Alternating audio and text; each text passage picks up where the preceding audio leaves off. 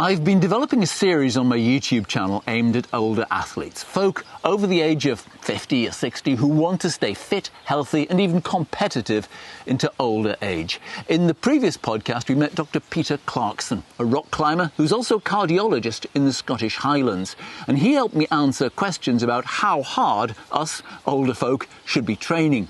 In this episode, which you can also watch on YouTube, I'm meeting another climber, Duncan McCallum. But it's not really about climbing. The key points seem equally applicable to any sport. Duncan's been a huge part of the Scottish climbing scene for years, designing walls, presenting TV shows and climbing hard. He's the founder of the Ledge climbing gym in Inverness, which is where we recorded this. Duncan's now age 62. We sat down to talk motivation, training regime, some of the big injuries he's coped with, including a heart attack. First, and probably because I'd been listening to a psychology podcast on the way up to Inverness, I wondered what is the story he tells himself about himself, the person he hopes to present to the world. I've been a lifelong climber. I started hill walking at the age of 11, and rock climbing I discovered when I was 13 during a school trip. A bunch of kids went out to a cliff on the west coast of Scotland, and we all tried climbing. And out of the class of about 15 or 20 people, I was the only one to reach the top of the route. And I thought, wow, that suddenly became my thing. It was one of those things where you go, I'm quite dyslexic and quite disorganized. And climbing gave me a form and a purpose and a tribe, and then a progressively overlapping series of opportunities and experiences which I've done ever since. I'm now 62, so it's a lot of years pulling on bits of rock, a lot of years. And when I started climbing in the kind of mid-70s, the traditional route would be to follow the Brown-Willans-Bonington route, which was use the little cliffs as a gateway to the Alps and use the Alps as a gateway to the Himalayas and the Greater Ranges. And I followed that for a bit until I went to Chamonix when I was 16. My parents had not a clue what I was letting myself into. Then again went 17 and then at 18. Like interrail from the Highlands of Scotland through London all the way to Chamonix. Nick a piece of tarp from a building site and doss for as long as your money would hold out. And that was quite a traditional thing, and I met lots and lots of people until one summer, I think was probably July when I was about 18, I was sleeping in a tent and I was woken up with a machine gun in my face. And this was the French gendarmerie completely clearing out all of the illegal campsites in Chamonix. And right next to my tent were 3 Japanese tents, and those climbers had gone to climb the Walker Spur, and they hadn't come back, and they were all dead. They'd been stormed, and the weather that particular year got so bad, we thought, right, we're not welcome here any longer. The big mountains aren't safe, and we drove down to the Verdon Gorge, where I discovered rock climbing purely for rock climbing, not as a gateway to anything else, not as a pathway to big mountains, but as a technical endeavor in itself, and I was hooked from that point on. You've answered the question about how you got into climbing. Yeah. I'm interested in the story you tell, as well as that, that's great, I'm interested in the story you tell yourself now. How do you think of yourself? Because I know you from the Adventure Show, you've done loads of different things. You're a good mountain biker. You still do a lot of hill walking and all this sort of stuff.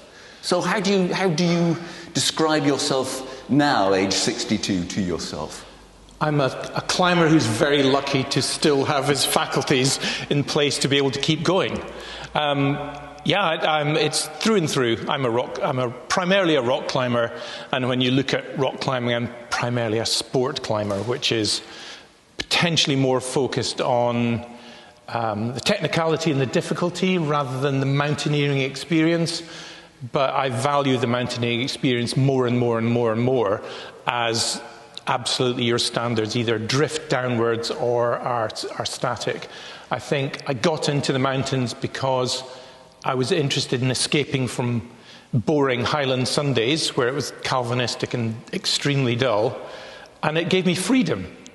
So I love the freedom of it. I love the ability to be hanging off your hands with the risk of falling, but taking your performance to a limit where that fine dividing line between success and failure is really close, and if you fail, you fall off. So are you as happy in the gym as you are outdoors? Yeah, I love the gym work. Yeah, so... I suppose that's why this is... I'm the founder of the Ledge Climbing Gym, and have been helped by some wonderful people to get it off the ground. But I built the gym primarily for me. And that's not egotistical, I don't think. But having spent years and years and years training, seeing the evolution of rock climbing from something where, you traversed along brick walls to start with as a kid to give yourself a little bit of training, to what young people are doing now with decent facilities, I built it for me as a 13 or 14-year-old. So knowing that if I was a kid and coming in here, this is all the tools you could ever need to become world-class. Or if you're a mountain biker or a motorcyclist or an enduro rider or whatever, there are things in here that you could use to make you better at your sport. So the physical prep is one thing, and we're now moving into dealing a lot more with technique, mental preparation, taking people outdoors. So it's not a static thing at all. It moves all the time. And it really, really interests me. Crikey, there's an awful lot to unpick there. So let's focus on you and me at the older end of the people in our chosen sports. Do you divide up the training that you do, or the way you live your life, into what's good for your health, whether that be strength, cardio, diet, and what's good for your climbing? Or do you find those two come together? The two come together. The concept of living reasonably healthily and that contributing to sports performance, they're intermeshed from my point of view. I don't think... So to live healthily requires a reasonable amount of discipline, and there then has to be a reason for that discipline to exist.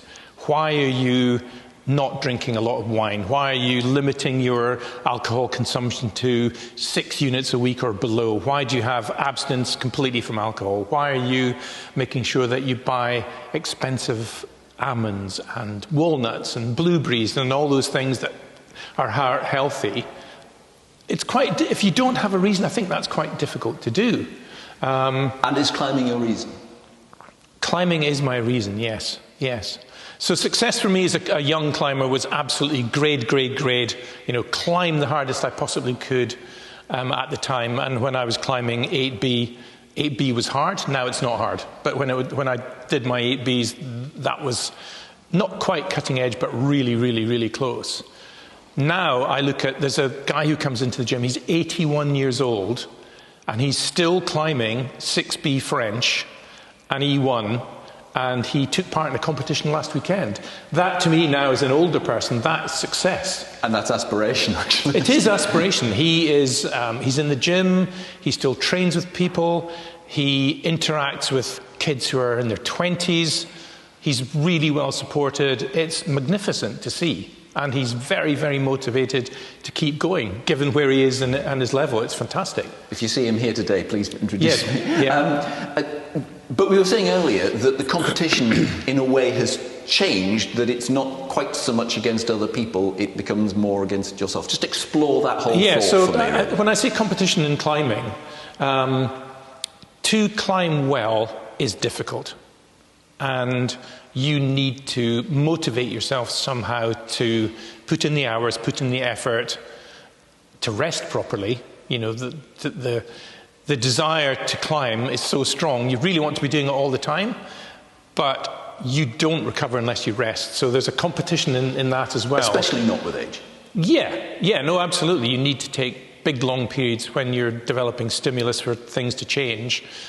It takes longer to recover from that. And so those punctuation points become something that are quite sticky mentally and emotionally, because You know, if you're used to climbing all the time when you're 20, I did a rock trip in the States when I left university, and we climbed every day for 3 months. And the only rest days were driving between, you know, different crags in different states. Now I climb, and if I climb hard, I need two complete rest days with hardly doing anything at all. And that's difficult to manage as an older person, for sure. I have to say, you could substitute the word cycling or probably running for totally. climbing, and it's such a read across.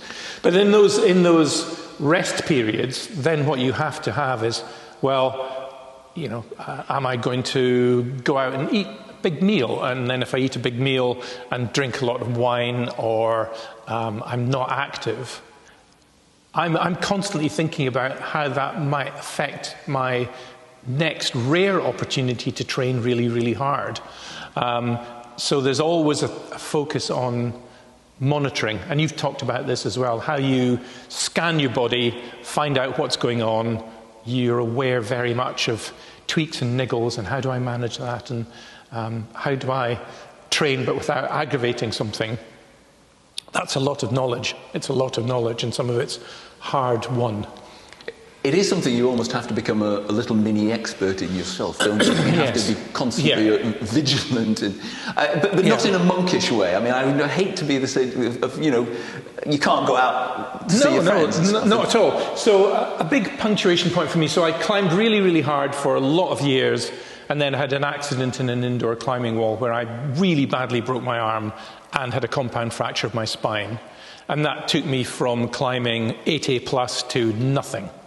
And the recovery time physically was long, but the psychological recovery time, having had such a catastrophic incident, was even longer.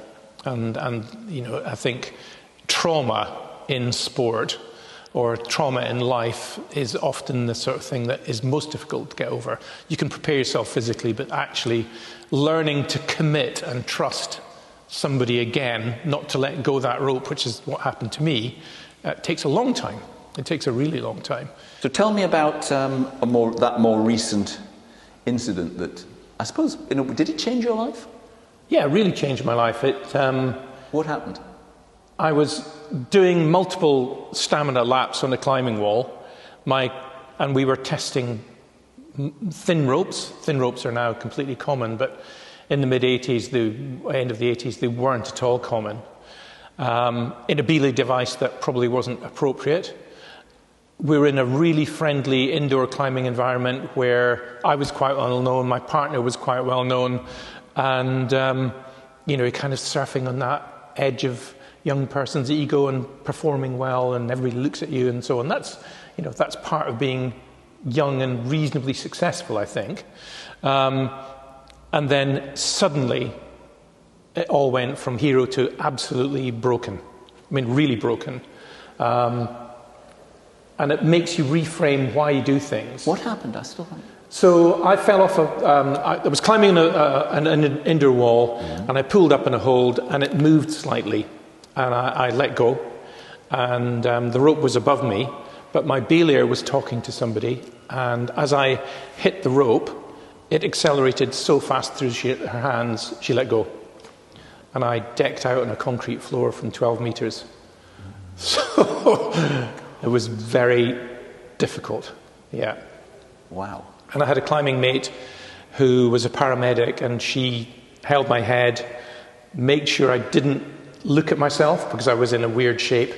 You know, my back wasn't completely broken, but knees were pointing not in good places, and my wrist had come off the end of my hand, end of my arm. So, yeah, it was a proper mess. But she did a brilliant job and just protected me from that. But I remember lying in the ambulance, going to the hospital in Edinburgh, going over the speed bumps, going, they're going over these things really, really slowly. This can't be good. So, yeah, had the full work, scan, took... How long has it taken you to get over that? Physically, it probably took a couple of years. Mentally, it took much longer than that. I would say probably 10 years before I really could commit above gear with abandon. Wow. And even now, I'm really, really careful who I climb with. You know, even with the invention of modern belay devices, I'm incredibly careful. You know, when you're in a climbing wall environment like I work in now, you see all sorts of behaviours, and yeah, there's few of those people who I'd really want to push above gear with. Right. You also had another incident. Yeah, I about 5 years ago, I had a mini heart attack. There's lots of history of heart disease in my family: stroke, chronic heart disease, hardening arteries, all those sort of insidious things that are partly environmental and partly genetic. I think white males, Scottish white males over the age of 50 are particularly prone to heart disease. And I'd spent 12 years living in the Alps at high altitude, ski touring most days, climbing, cycling on big high cols that are in the Tour de France, and didn't feel bad at all. Came back to Scotland to look after aging parents and then to start the ledge, and went hill walking one day and didn't feel great. You know, just felt a little bit not punchy. And then when you're busy, you kind of ignore those things. And then went for a walk with our dog, started walking up a hill, and I got 50 meters up a tiny little slope and thought, well, I've got really bad indigestion, right in the middle of my chest, right on the diaphragm, and it felt like a sort of burning sensation. But I also had pain behind my ears and in my jaw, and thought, yeah, that's not right. And ignored it for 3 or 4 days. And then my partner was off to go to the Alps, and every night I would wake up with a bit of chest discomfort, chest pain, and I took lots and lots of stomach settlers. Nothing would do any good. And then I drove her to the airport, and she said, oh, you look a bit pale and waxy. She said, oh, just go to A&E on the way back home. I went to A&E. They took a blood test, and my troponin levels had spiked massively, which is an indicator of heart attack. And I think they can go up into the 200,000s mark, but mine were they were certainly not super high by that time, but they were way higher than normal. And they went, right, you're not leaving here. Got the full works, got a scan. One of my good climbing buddies is a cardiac surgeon. He came to see me and said, yeah, you've had a heart attack. Not a serious one, but we're going to stuff a stent in you. So I had a stent put in. So that I went to the hospital on the Friday afternoon, and I had a stent in on the Monday afternoon, after weekend monitoring and so on. And then I went to see a cardiac physio specialist, and we did lots of blood oxygenation tests. After 6 weeks, of course, you need to leave it a bit, make sure everything beds in, it's all meshed in properly into the artery. And I'm now really strict with heart rate spikes and monitoring stuff. You said you're really strict with heart rate spikes. What do you mean? You've clearly changed a little bit about the way you train. Yes, indeed. So before the heart attack, I used to do quite a lot of heavy HIIT workouts. High intensity intervals. Yeah, high intensity training. And then also a lot of hill climbing on a road bike, where my heart rate at my age would be in the 160s mark. Yeah, same as mine. Yeah. And I was told, right, your limit is 124 as a mean, and don't go over 136. And so if I'm monitoring my heart rate on a mountain bike ride, it hovers around 114. Occasionally it'll go up to 132. But if it's in that level, I then modify how long I stay in that range for. My resting heart rate is 48 to 52. Similar, so very lowish. similar, yeah. So I'm obviously reasonably fit. But yeah, I'm a little bit more careful. And now when I start a hill walk or a mountain bike ride, I am really, really gentle to start with. And it feels horrible. You know, warming up slowly is pretty uncomfortable. And even when I'm hill walking, I'll spend the first 10 minutes absolutely just pottering before I get going. But once I'm going, then I'm good to go all day. And this is advice you've been given by Peter, who was in a previous interview. I think the important thing is to look at how quickly your blood reoxygenates up to a reasonable percentage. And occasionally I'll go and get a cardiac test with the specialist physio I see. And I just put a blood oxygenation monitor on the end of my finger, and I'll do some static bike or some ski erg or something like that. And then you sprint, stop, sprint, stop, sprint, stop, and then you look at how quickly your levels come up. And that'll give you a really good idea of how quickly your heart can reinvigorate or reoxygenate your blood levels. And that's been what that does is it gives you confidence. And if you've had any sort of heart disease, heart attack, stroke, you need to know that your machinery is working. But how do you do that? And you have to do that with some technical information. And that information is given through heart rate and blood oxygenation levels. Do you feel you were lucky? I feel... Was I lucky? I mean by that A, it didn't kill you, and B, you now know to be aware of something that you might not have previously been aware of, and you might have, if it had waited a few more years, you might not have had such a happy outcome. I feel I should have been aware that there was a risk, because both my parents had strokes in their 60s, and my father was incredibly debilitated by stroke. He smoked a lot. You see, they had different lifestyles. Yeah, they did. My dad was the same. Yeah. I was a school kid, and I had to look after my dad with having a heart attack. Yeah, I think... Was I lucky? Yeah, I was extremely lucky to have survived.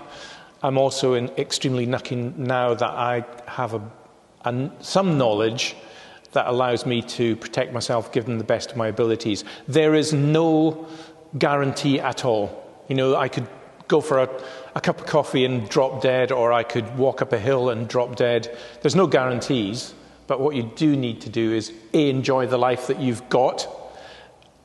It is for living. There's absolutely no point being fearful about the future, because you end up restricting experiences. At my stage now, I've done a lot of things. You know, I've done a lot of things in many, many places and seen incredible stuff. So I'm very lucky. I've lived a very full life. But I have a job to do here. And that job is to inspire the next generation of climbers and to make sure that the charity that we run, and this is a charity, does a really good job in the community and beyond. So that is a work motivator, which I'm lucky to have at my age. And I don't really see myself not being interested in that as I get older, closer to 70. I really don't see that. But in terms of my own climbing motivation... Hang on, so your role has changed? You're talking about inspiring the next generation of climbers here. Your role, you have become almost, I hate to use the word, elder statesman of the sport. Unfortunately, that is absolutely the case. So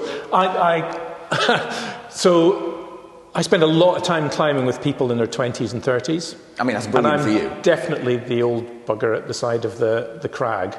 But I think one of the secrets to growing old ungracefully is to remain interested. Be interested in music. Be interested in the latest weird film. Be interested in what is going on in your sport. And I see so many people here who have got to the age of 40 or maybe 50, and they've stopped learning. And I want to learn because I want to keep performing as best as I possibly can. And if you don't take on that information and you don't remain open to that, then you might as well not be doing it at all. Well, that's not strictly true. Because everybody who comes in here wants to be slightly better than they are. But if you do come into a gym, or you look at your Strava times, you owe it to yourself to try and at least match them if you possibly can. Denying decline is a key motivator. But I'm doing that in the knowledge that decline is inevitable. Just explain the training to me that you're doing at the moment.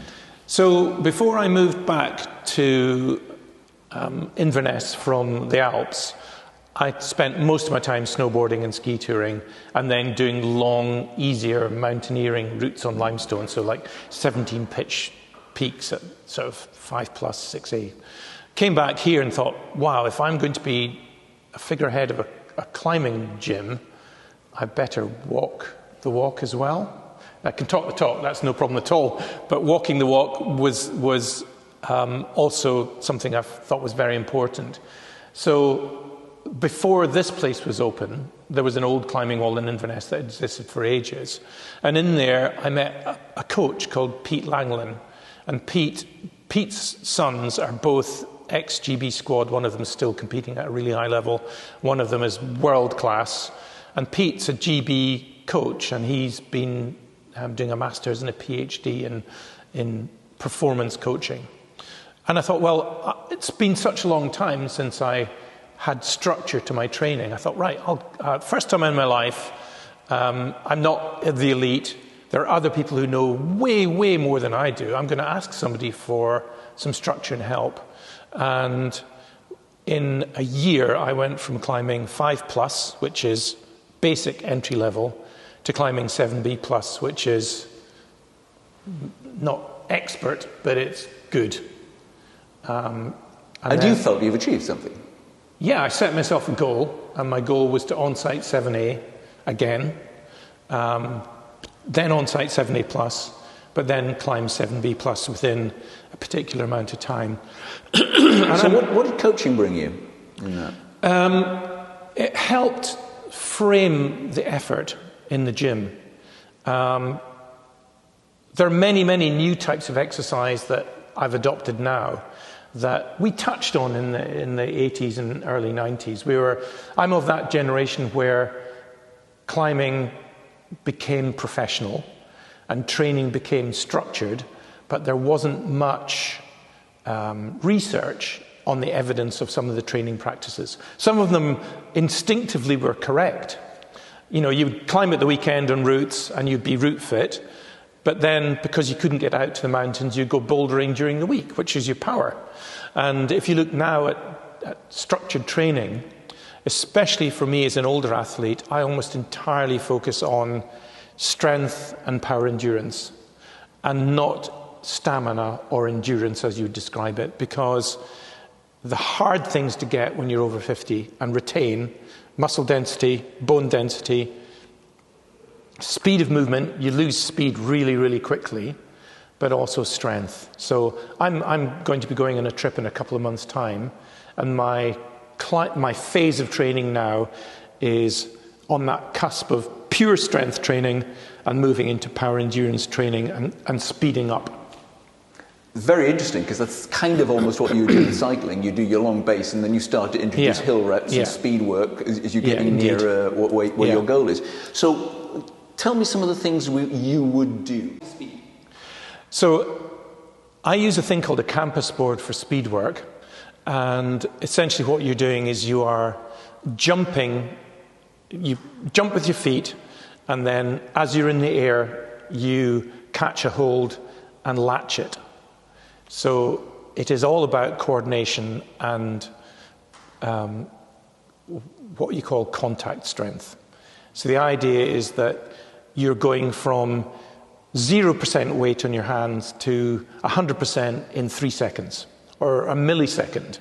And that promotes hand-eye coordination, accuracy, which you'd need when you're moving quickly, but also the ability to generate power in a very short space of time. How about the pure strength stuff that you do? Will I see you doing stuff in weights? Yeah, so I do a lot of what's called one-arm lifting. So you basically have a little tiny wooden block with a 20 mil edge carved in it, and I'll lift in a repeated sequence, a timed repeated sequence, a weight with one hand on 3 or 4 fingers. And that weight might be anything between 30 and 40 kilos. And then you repeat that over time. So that's presumably training more than just your finger strength. Yes. Yeah. Basically, you're trying to, for me, I'm maintaining tensile strength in my tendons and in the muscular connections and the connections in the hands. For a younger climber, you're developing finger strength, which is about creating thickness and durability in the connective tissue. And it's the foundation of climbing. Without strong fingers, you might as well not start. So lots and lots of work on a fingerboard where you're hanging. There's a thing called a speed pull, which you basically stand on the ground and grab something very small and pull very fast and hard. Density hangs, where you're on a very small edge, and you just hang on it for as long as you can. All of these things have timings, and I keep a really quite detailed notebook of when I'm doing them, how long my rest periods are. But the principles are very heavy weight at 80% of your maximum, but then low number of reps and good rest between each rep. I'm now just moving out of that phase because I've been building strength and muscle for the last 2 months, or maintaining, and I'm now going into a phase where, coming up closer to a trip, I need to then think about the power endurance side. So looking at doing submaximal moves on a steep overhanging board, where some of those have plyometric or jumpy movements built in. So kind of leaping to catch a hold. It's all time under tension. So yeah, it's pretty complicated. It's interesting. It's really, really fascinating. The thing I'm finding really interesting in this is the way our conversation has gone. I could relate to just about everything you're talking about until this point, because it's become so sport specific. It is. And I toyed a little bit in before Christmas with, there's a big fashion at the moment to do Tai Chi or movement classes, kettlebell work with complex movements. And I found that I spent more time learning a complex sequence that wasn't sport-specific than being sport-specific. And as we are older, we cannot... I personally don't have the time or the inclination to learn something that isn't directly relatable to my activity. I think... And that's partly because... if I've been climbing for a long, long time, I do have a repertoire of moves. Like a ballet dancer, you learn the basics. Or somebody who is cycling, you know how your body feels on a bike when it's in space. I don't necessarily need to know how to do a double dyno or a bump move or how to use an undercut with my feet in a particular position. I have that repertoire, and my repertoire is good enough to be able to climb probably 8A if I got that fit again. Tell me about your old boys bouldering session. So much of my training is pretty intense and quite serious and involves note-taking and timings and so on. But it's really self-absorbed. And I think the most important thing is you have to have fun with this. And there's now a group of about 5 or 6 over 50s climbers. Some of them have got kids who are in the Scottish squad or at the edge of the Scottish squad. Some of them are just kind of people they've all been introduced together by Pete, our coach. And he's either coached their kids or is directly coaching them. And we meet every Saturday morning, and we have fun and take the piss out of each other and drink strong coffee, and then we climb for about 2 or 3 hours, constantly encouraging and pushing and having a laugh and telling dad jokes. It's great. It's absolutely brilliant. This is like climbing park run. Yeah, it's really, really good fun. And I think the social aspect, just like the social aspect of engaging with young people and learning and watching, and hopefully helping if you're asked, to be able to muck around with a bunch of mates is invaluable. It's absolutely invaluable. But you were saying your levels have changed in that time you've been doing it as well. But it's... So when we all started, we were all pretty much climbing the same sort of level. Other people don't have as much time to dedicate to training as potentially I do, or I don't have or maybe they don't run a climbing gym. But the amount of time I actually get to spend playing in the place is quite limited. But I think when we started, we were all a little bit wary about performing in front of each other. We're now at a stage where we're comfortable enough that more than happy to go to the edges of performance, but still encourage somebody who might not be performing as well. And that's the really lovely thing. I'm climbing with a coach who's climbing incredibly well, and if I'm slightly weaker on my left-hand side or my footwork's not as good, they'll point it out. And to have that mirror is really important. So I think having a safe space where feedback can be delivered in various ways. Harsh. Your with banter. peers.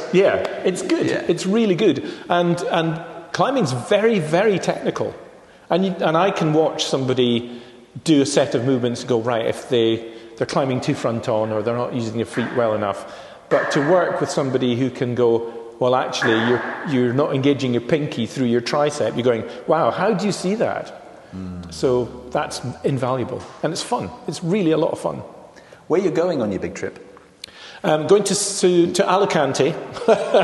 And then we're escaping from the coast and driving inland to a place called Valleda, where there are two relatively quiet cliffs that are very long, so they're 40-metre long routes, and the routes are gently overhanging. So it's long, mid-grade movement, but extremely sustained.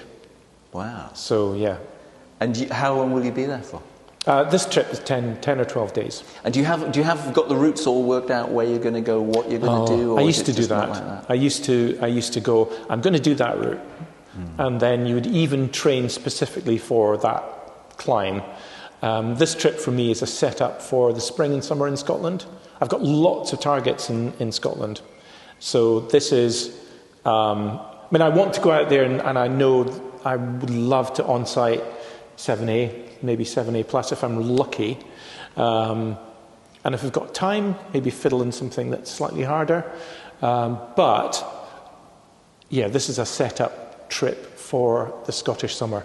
It's a really good punctuation point. It's a really good point. We go, I've put in all of this work in the winter. What's it done? Has it been successful? I can see my strength in the gym is increasing all the time.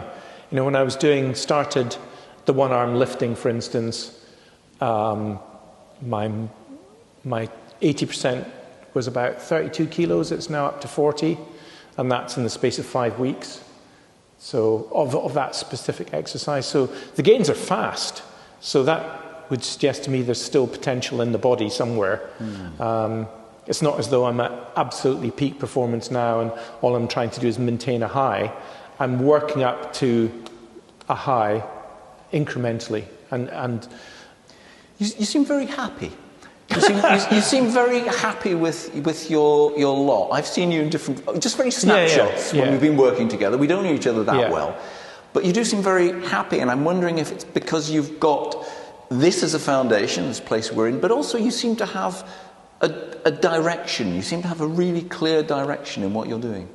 I do have a clear direction in what I'm doing. And I'm very lucky to have found climbing. It's been the sustained love of my life forever, for a really, really long time. And to find a community that is supportive of that, there's no doubt that I take pleasure in the concept of creating this. It's a lovely thing to have done. And everybody talks about legacy and important. There is a legacy here.